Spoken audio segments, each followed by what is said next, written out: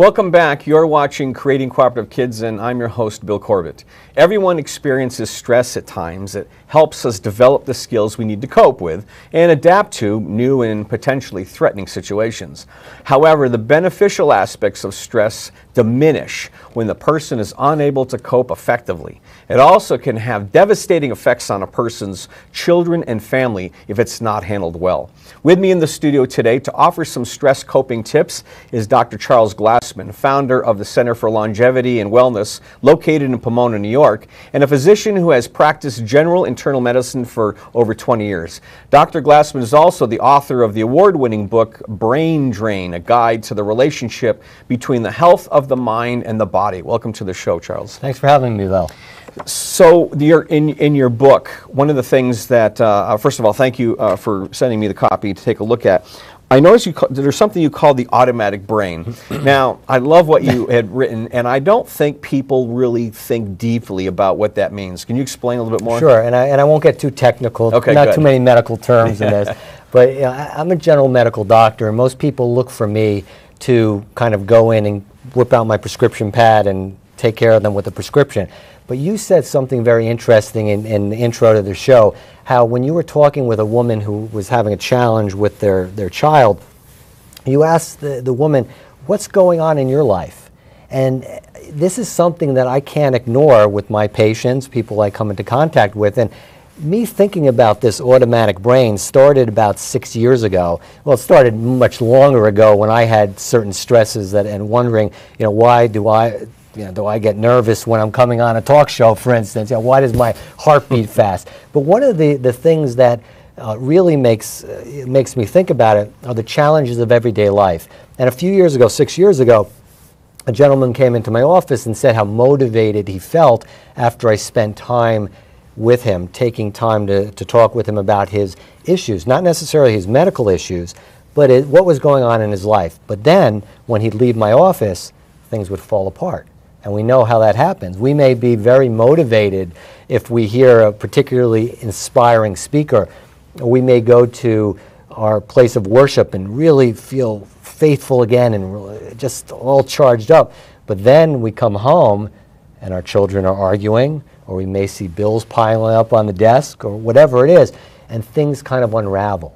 And I was trying to think about how I was going to keep them on track. And so this kind of weekly email message that we came out with together grew into my trying to think about what sabotages us, what stands in our way of success. And I came to thinking, well, you know, we're the product of hundreds of thousands of years of evolution.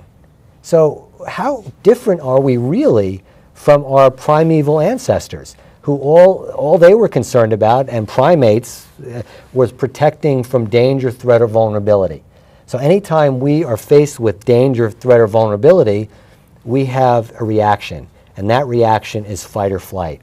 So we all know that reaction physiologically when we feel it, but we may not be really aware of what's happening in our brain when that happens. And we have a lot of modern day examples of that fight or flight. And it's interesting you say that, because and why I want to bring this up is because I don't think parents realize that they're running probably a great part of their day on that automatic brain.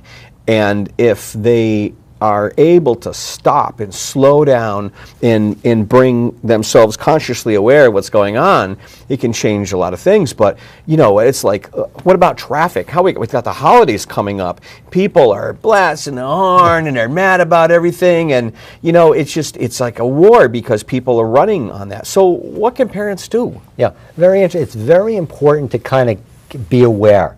Be aware of what's happening. When you are angry with your child, what are you really angry about?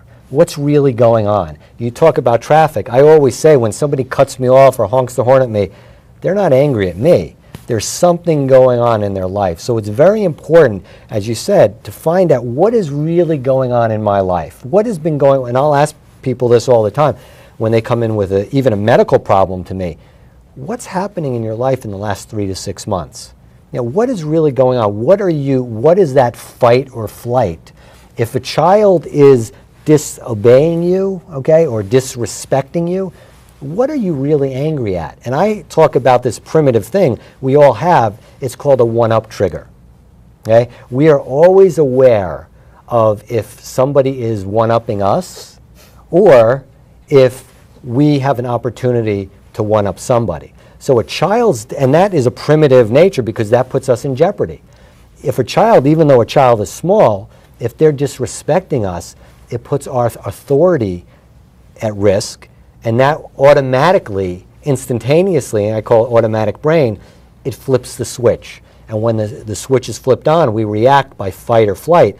And in a parenting situation, that comes out as being aggressive or being passive. The aggression being the fight, the passivity being the flight, and neither one works. So what can parents do? You know, we're focusing on parents here and helping parents become more engaged and masterful parents. And if a huge percentage of us, and I think probably everybody does at some point in their life. I'm a father of 4, I know. Oh, what can we suggest to parents knowing this? One of the things is just to be aware of that fight or flight to begin with, and that aggressive and passive nature, because we really want to be assertive. That's the key, where there's a win-win. And the way to do that is sometimes to give yourself a timeout. To say, okay, not my child having a timeout, but let me take a timeout. Let me take a step back. And you said it great, don't say so much. So take a step back and even say, I've said, my kids are a little older now, but I would say, Daddy's going to take a timeout. I would take, literally, pick my butt up, go to another room, and take some breaths. Count to 10 or 20, slow, deep breaths, because that fight or flight gets our respirations going. It makes us accelerate. It makes us aggressive, want to fight or flee. Get my breathing together, get my sensibilities, so when I come back, I can be assertive. I can make sure that I'm not reacting because I was reflecting. So taking the time out is a big one. You know, I am so delighted to hear you say that, because I am constantly telling parents, first of all, I don't believe in the model of timeout and the way it's being used today. It's actually been destroyed. Experts created timeout for children who are out of control and are likely to injure themselves or others.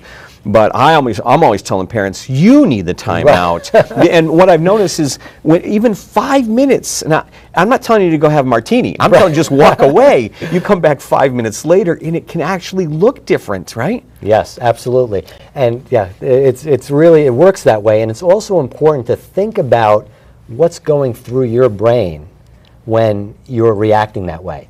And you had mentioned something earlier when somebody, you know, a child, 5 years old, whatever, comes back with something that they stole. Yeah. Okay? And your first reaction is, who does that? Yeah, right. Who does that? Yeah. And who does that? I mean, that's your child. So you're already 10 years ahead of time. Okay, they're going to be truant. Right. Whether they're going to, in high school, they're going to get bad grades. They're not going to get into college. They're not going to get married. You know, whatever. Well, I'm so delighted to hear a doctor say that a parent needs to take a time out. Listen, thank you so much for coming out today and talking about this, and good luck with your book. Thanks so much, Bill. We are thankful for experts like Dr. Glassman who are helping us cope with everyday stress so that we can live a happier and more effective life. But it's up to each of us individually to hear the message and practice it every day and in every moment, especially with our kids. Now, coming up in my last segment, I'm going to ask my guests to join me on the set and help me answer a viewer's question related to the daily practice of reconnecting with our kids. Stay with me through the break. We'll be right back.